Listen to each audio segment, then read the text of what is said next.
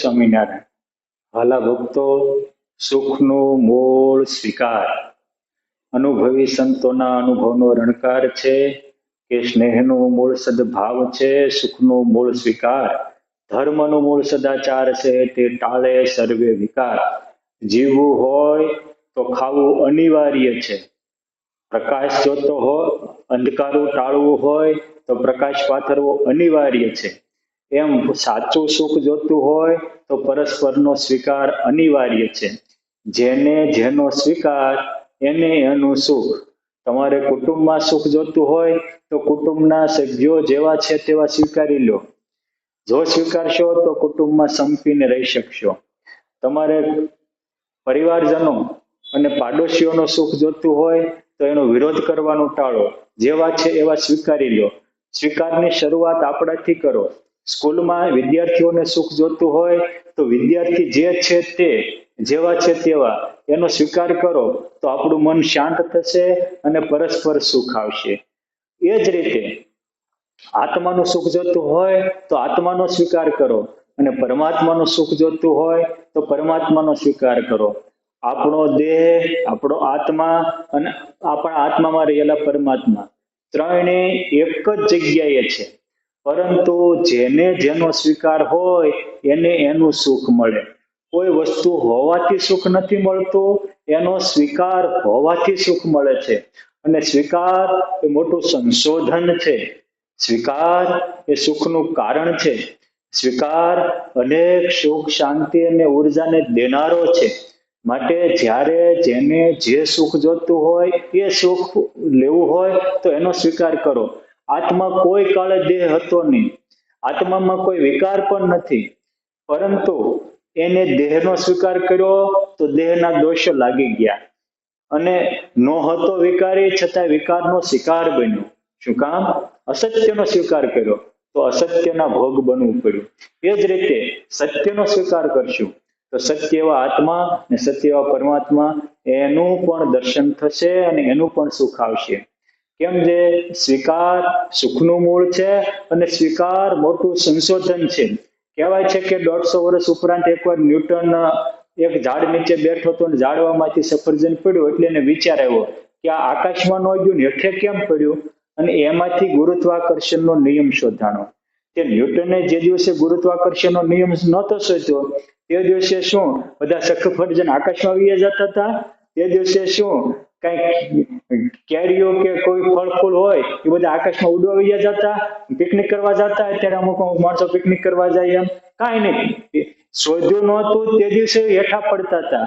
અને ગુરુત્વાકર્ષણનો નિયમ શોધાણો તો પણ નીચા પડે છે. તો શોધ્યું શું?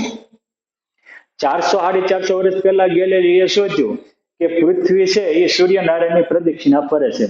એ પહેલા પૃથ્વી કાંઈ મેરુની પ્રદક્ષિણા ફરવા જતી હતી? ગિરનારનું પ્રદક્ષિણા ફરવા જતી હતી? 80 વર્ષ પહેલા જગદીશચંદ્ર બોઝે શોધ્યું કે ઝાડમાં જીવ છે. તો એ પહેલા ઝાડવા તો સૃષ્ટિ સર્જાણી તે દિવસના સર્જાયેલા છે. તો એ પહેલા ઝાડવા ક્યાં બધા ભેગા મળીને ગંગા સ્નાન કરવા જતા હતા? ભેગા મળીને ક્યાં હિમાલયની કે નરનારાયણ બદ્રિકાશ્રમની કેદારનાથની યાત્રાએ જતા હતા? ના, નહોતું શોધ્યું તે દિવસે ઝાડવામાં જીવ હતો એ હતો. નહોતું સંશોધાણું તે દિવસે પણ પૃથ્વી સૂર્ય ઉપર ફરતી હતી. અને નહોતું શોધાણું તે દિવસે પણ આકાશમાં કોઈ પણ વસ્તુ ઉડાડીએ તો નીચે પૃથ્વી આરે ભટકાતી હતી. તો એને શોધ્યું શું? તો જે હતો એનો સ્વીકાર એ મોટી શોધ છે. અને છે એનો સ્વીકાર થયો તો પછી સર્જન રૂપી બીજું સંશોધન થયું. આજે જે વસ્તુ હતી એનો સ્વીકાર થયો તો એના માધ્યમે અવકાશ યુગની શોધ થઈ, સ્ટીમ્બરોની શોધાણી, ગતિઓના નિયમ શોધાણા. એટલે છેનો સ્વીકાર એ મોટું શોધ છે અને એ છેના સ્વીકાર રૂપી શોધથી સર્જન રૂપી શોધો થાય છે. એ જ રીતે આપણે આત્મા છીએ એનો સ્વીકાર કરીએ તો આત્માની દિવ્યતા રેલાય. આત્માને કહ્યું છે કે અક્ષર બ્રહ્મ છે, ભગવાનને રહેવાનું ધામ છે. નૈનમ ચિંતનતિ શાસ્ત્રાણી નૈનમ દહતિ પાવક નૈનમ ક્લિદ્યતિ આપ નૈનમ શોચતિ મારુત.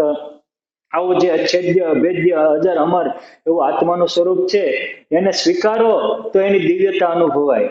સ્વીકાર અસત્યનો કરવો છે અને અપેક્ષા સત્યની દિવ્ય આનંદની રાખવી છે એ નહીં બને. જેનો સ્વીકાર હોય એનું સુખ મળે. માટે કુટુંબમાં શાંતિ જતી હોય તો કુટુંબના સભ્યો જેવા છે એવા સ્વીકારો. સત્સંગમાં શાંતિ જોતી હોય તો સત્સંગમાં જેવા છે એવા દરેક ભક્તોને સ્વીકારો. એ જ રીતે છતાંય આત્માનો આનંદ જોતો છે, અક્ષરધામનો આનંદ જોતો છે, તો હું આત્મા છું અને સૌ પણ આત્મા છે. હું અક્ષરધામ છું અને સૌ પણ અક્ષરધામ છે. મારામાં પણ પ્રગટ પુરુષોત્તમ છે, હવમાં પણ પ્રગટ પુરુષોત્તમ છે. આ સત્યને સ્વીકારો. ભગવાન પણ જેવા આપણે છીએ એવા સ્વીકારે છે, એટલે આપણા મુક્તિના દ્વારો ખુલ્લા રહે છે. આપણા ઈષ્ટદેવ જો આપણે જેવા છીએ એવા સ્વીકારતા હોય તો આપણે એની આ સૃષ્ટિ બનાવેલી છે એના સર્જનમાં વિકાર કાઢનારા અને વિકૃતિ કાઢનારા હું ને તમે કઈ વાડીના મૂળા. માટે સુખી થવું હોય તો ભગવાન જેમ સૌને સ્વીકારે છે એમ આપણે પણ સૌનો સ્વીકાર રાખીએ તો જ વિકાર જશે. માટે સુખનું મૂળ સ્વીકાર છે અને જેટલો ઊંચો સ્વીકાર એટલી ઊંચી પ્રાપ્તિ. જેટલો ઊંચાનો સ્વીકાર એટલી આપણામાં દિવ્ય શક્તિ અને દિવ્યતાનો આવિષ્કાર થશે. માટે કુટુંબમાં શાંતિ માટે, સત્સંગમાં શાંતિ માટે, પરમાત્માની પરમ શાંતિના અનુભવ માટે જેની અનુભવ ને જેની શાંતિ ને જેનું સુખ જોતું હોય એનો સ્વીકાર કરવો. સ્વીકાર, સ્વીકાર ને સ્વીકાર.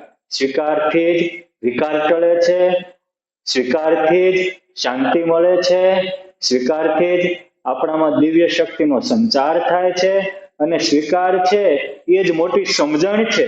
મહારાજ કે આ સ્વરૂપને તો તમે પણ દેખો છો પણ જેમ છે તેમ સમજતા નથી. સમજતા નથી મીન્સ તમે માનો છો કે આ ભગવાન છે પણ જેવા અક્ષરધામમાં બેઠા છે એવા જ આ છે એવો સ્વીકારતા નથી. સમજણ એ ગોપાળાનંદ સ્વામી જેવા સ્વીકારતા એવા બધા નહોતા સ્વીકારતા. એટલે જે ગોપાળાનંદ સ્વામીની અનુભૂતિ હતી એ બીજાને નહોતી. માટે સ્વામિનારાયણ ભગવાનની અનુભૂતિ જોતી હોય તો સ્વામિનારાયણ ભગવાનને જેવા ગોપાળાનંદ સ્વામી સ્વીકારતા એવા આપણે સ્વીકારશું તો એવી અનુભૂતિ આપણને ભગવાન આપશે. દાદા ખાચર, પર્વતભાઈ, શિવલાલ શેઠ, મોટીબા, લાડુબા જેવા ભગવાનને સ્વીકારતા એવા આપણે સ્વીકારશું તો ભગવાન આપણને પણ એવો જ આનંદ આપશે. ભગવાનને વારો તારો નથી. આપણે આપણા નાના સંકુચિત મનમાં નાના બની અને જેનો તેનો ધિક્કાર કરીએ છીએ. માટે ધિક્કાર કરવાનું બંધ કરી અને પ્યાર કરો અને સ્વીકાર કરો. હૈયું સુખ શાંતિથી ભરાઈ જશે. એ જ સૌ મુક્તોને જય સ્વામિનારાયણ.